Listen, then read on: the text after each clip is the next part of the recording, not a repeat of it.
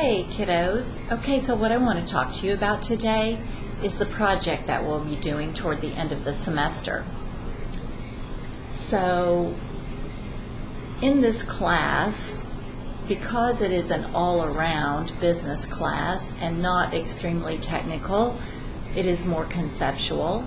We want you to work on thinking about developing a business of your own. When you work on coming up with a new startup, you end up having to use a little bit from all of the areas that we have covered. Economics, marketing, management, organizational behavior, finance, accounting. All of them will be needed to work on your own business. I will post this document for you. This is a wonderful way to organize your thoughts and make sure that you consider the right elements in your business. Years ago, we would have students do business plans, and it seems like the plan was always mostly about a 5-year projection on a spreadsheet that proved that you would make money, period. The thing is, that's not the most important thing. The most important thing is the work on the front end. What is the value proposition of your business? Why is it better than what is already out there? Who would be interested in your business? Who will you go after? How will you reach those customers? And how will you maintain a relationship with them? How will your business be distributed? Will it be on the shelves in stores? Will it be ordered online only?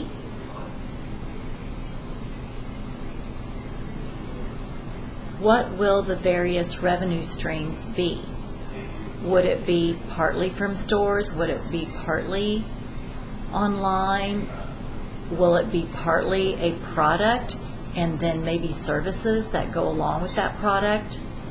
So this part of the business model canvas is really and truly the one that requires the most attention and the most research. When you're doing your value proposition, you have to deeply research the competition and be able to describe why you are better than what's already out there. Or perhaps you are similar and equally of equal quality to what's already out there, but you can deliver it less expensively. That would also be a value proposition. Then you would move on to the key activities, the key partnerships that you will need, and the key resources. So the key activities are, what do you have to do? Will you be manufacturing something? Will you be sourcing it from other manufacturers? Maybe you are writing an app and it will require constant development and constant refining and updates. As we know, all apps are going to need to be updated. That's how they keep you as a customer, right? Is to keep that constant connection with updates. Partners are suppliers, a landlord if you're going to need space, a banker if you're going to need to borrow money, investors if you want to raise money that way, the community, wherever you set your business up, you need to have relationships with the community. Employees, how are you going to find your employees? How are you going to keep your employees? How are you going to make them really feel like partners in the business? The last thing I want you to concentrate on is the cost structure, because it will be very difficult for you to do this with any meaningful level of accuracy. It would be, if you want to manufacture a new product, it will be very difficult for you to figure out what the cost would actually be. If you want to develop an app, you might be able to talk to some people and say, well, that would probably take us 100 hours to write the code for it, and that'll be $25,000, okay? Something like that. But this part is the least of our concerns for this project. That's not true if you're really starting your business, because if you were really starting your business, you would have to make sure that these costs are going to be less than your revenues. If you're designing a product that is going to sell for $10, you need to make sure that your costs are a lot less than that. But it's going to be hard for you to do that hypothetically now, unless you build your model on something you're already really familiar with, like maybe you're already working in a similar kind of company that you would like to start. So I am going to post this document for you, and I want you to notice up here somewhere is the website where I got this from.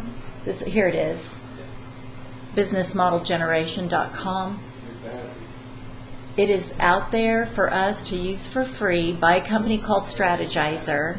You can also be a member of Strategyzer and get even more information. They have a pretty good website, and that'd be a fun place for you to look also. The cool thing about this is if we were together in class together, I would have you in teams, and we would blow this up as a poster, in poster size, and we would use Post-it notes and work through all these sections so that you could keep changing your mind, as opposed to writing on it and writing something and then crossing it out.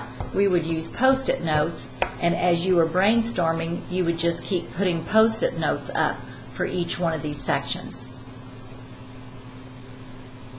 So let me talk through a really goofy example for a minute.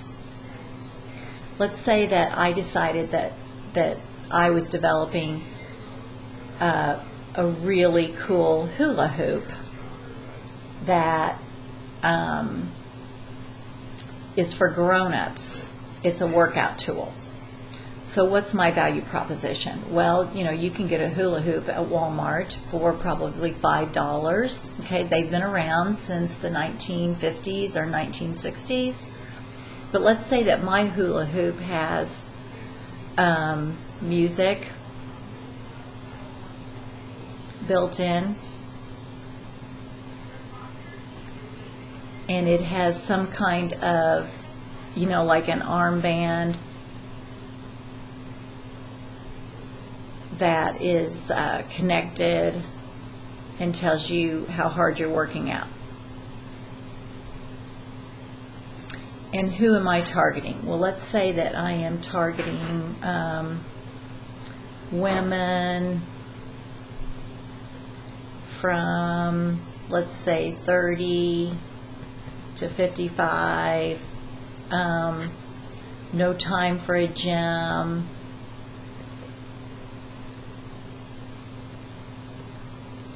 need to do something fun,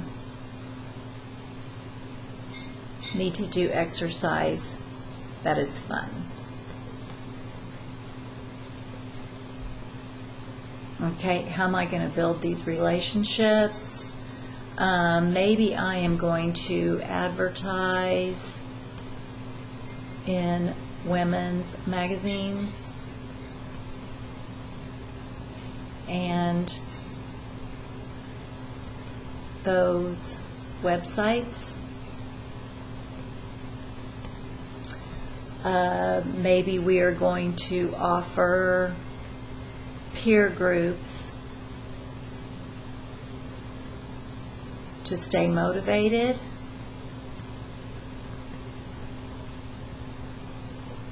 Etc.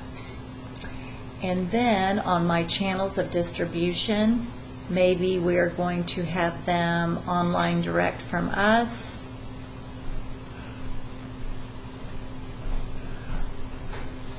and maybe also sold at athletic stores and websites.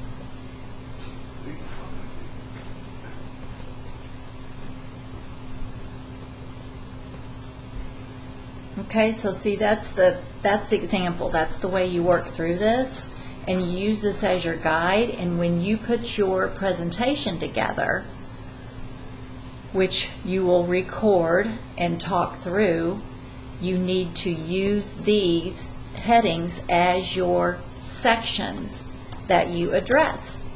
Start with the value proposition, okay?